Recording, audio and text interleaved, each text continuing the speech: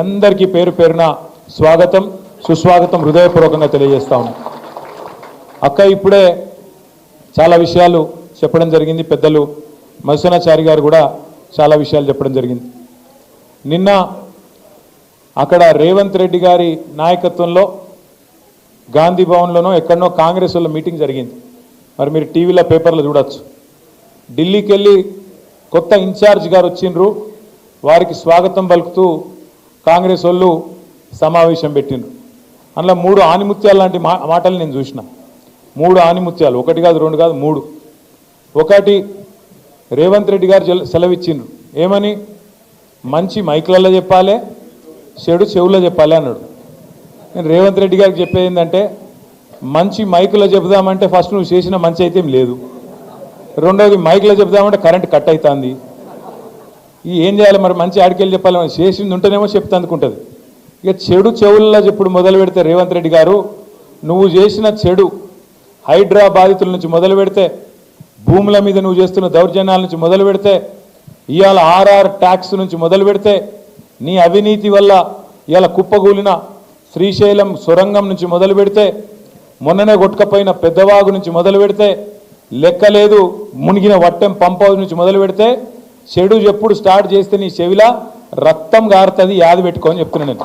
ఎందుకంటే చెడు చెవులో చెప్పాలి, మంచి మైకులో చెప్పాలి అని చెప్పి రేవంత్ రెడ్డి గారు చాలా తెలివిగా చెప్పిన అనుకొని ఆయనదైన డైలాగులు కొడుతున్నాడు. ఇంకా విచిత్రం అనిపించింది నాకు. ఆమె పాపం ఢిల్లీ నుంచి ఒక పెద్ద మనిషి వచ్చింది, ఇన్ఛార్జ్ మీనాక్షి గారు. ఆమె చెప్తున్నారు, మీనాక్షి గారు ఆమె ఎయిర్పోర్ట్లో దిగంగానే కాంగ్రెస్ వాళ్ళట కొంతమంది ఆయనతో ఆమె బ్యాగును మోసేందుకు గురికొచ్చిరట.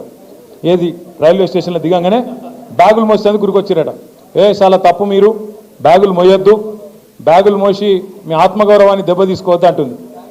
అమ్మ మీనాక్షి గారు, మీకు ఏం చెప్పాలి మేము? నీ పక్కన కూర్చున్నాడు బ్యాగులు మోసే గాడికి వచ్చిండు.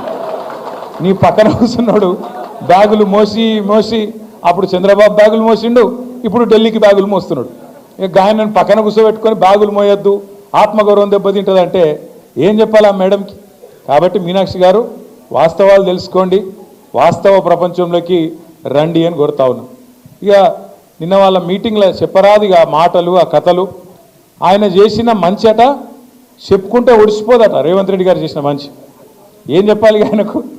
ఈ 15 నెలల కాలంలో మీరందరూ వాట్సాప్లు చూస్తున్నారు, యూట్యూబ్లు చూస్తున్నారు. ఇప్పుడు ఇక్కడికి వచ్చిన ఆడబిడ్డలు ఒక 200 మంది ఉన్నారు. ఏ ఒక్కల దగ్గర నీకు గొట్టం తీసుకుపోయి వాళ్ళ ముఖం కూడా పెట్టుర్రు. ఇప్పుడు వాళ్ళు ఎట్లా మాట్లాడుతుర్రు అంటే, నేను అమ్మతోడు చెప్తున్న, తెలుగు భాషలో గిన్ని తిట్లుంటాయని నాకు తెలియదు. చూస్తుండ్రో అమ్మ ఏమేమి మాట్లాడుతుండ్రో రేవంత్ రెడ్డి గురించి. అరే ఏం తిట్లు అవి, ఏం తిట్లు! మనిషి అంటోడు ఇంకోడు రోషం ఉన్నోడైతే ఈ పాటికి ఇక్కడ పాడుబడ్డ బాయి చూసుకొని దుంకి వస్తుండే. కానీ రేవంత్ రెడ్డి కాబట్టి బ్రహ్మాండంగా బతికేస్తున్నాడు. ఇంకా మంచి చేసిన డైలాగులు కొడుతుండు. నేనేమంటున్నా అంటే, అధికారం ఎవరికి శాశ్వతం కాదు. సరే, తెలంగాణ రాష్ట్రం కోసం కేసీఆర్ గారు 14 ఏళ్ళు కష్టపడ్డాడు, కొట్లాడిండు. తెలంగాణలోని అన్ని కులాలు, అన్ని మతాలు, అన్ని పార్టీలు అందరిని ఏకం చేసి ఢిల్లీ పెద్దల మీద ఒత్తిడి తెచ్చి ఆఖరికి సావు నోట్లో తలబెట్టి ఇస్తరా సస్తరా అని చెప్పి మెడ మీద కత్తి పెట్టి మొత్తానికి తెలంగాణ తెచ్చిన నాయకుడు మన నాయకుడు కేసీఆర్ గారు. ఇవాళ ఇప్పుడు అక్క చెప్పింది, తెలంగాణలో ఎవరికి సంతోషం వచ్చినా దుఃఖం వచ్చినా కేసీఆర్నే యాద్ చేసుకుంటానని. ఎందుకు యాద్ చేసుకుంటారంటే, మన ఇంట్లో